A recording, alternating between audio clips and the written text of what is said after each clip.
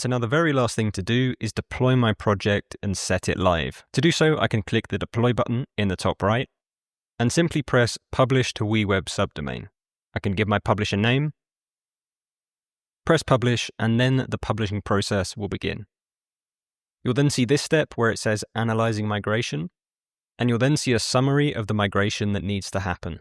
Now, migrations are quite a technical topic and they sit outside of the scope of this video, so for now I'm just going to press accept and deploy. And then, as you can see in the top right, that deployment will start, and you can track the progress of the deployment. So if you wanted to, you could expand a specific section and see that section's specific progress.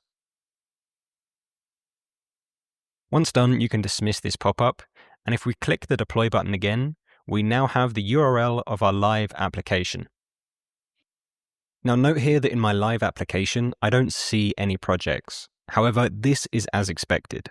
For example, in WeWeb, if I go to the Data and API tab, when you're viewing tables, on the left here, you have an environment select, and this lets you control which data environment that you're viewing. So when we're previewing our app in the editor, we interact with the data from the editor environment. However, when we're using our live application, then we're interacting with our production data environment. And as you can see right now, in my production data environment, I don't have any data, which is why we didn't see any projects in my live application. And it's very important that we have these distinctions between data environments, basically so we don't accidentally edit data that's being used by our live application. And so in my case, to create data in my live application, I basically just need to go through the app the same way a user would. So I'm first going to go to the sign up page and visit the live URL, and then sign up. And then I could use the features in the app that ultimately create data. So for example, I could click create new project and then go through the project creation process, create tasks for that project, etc.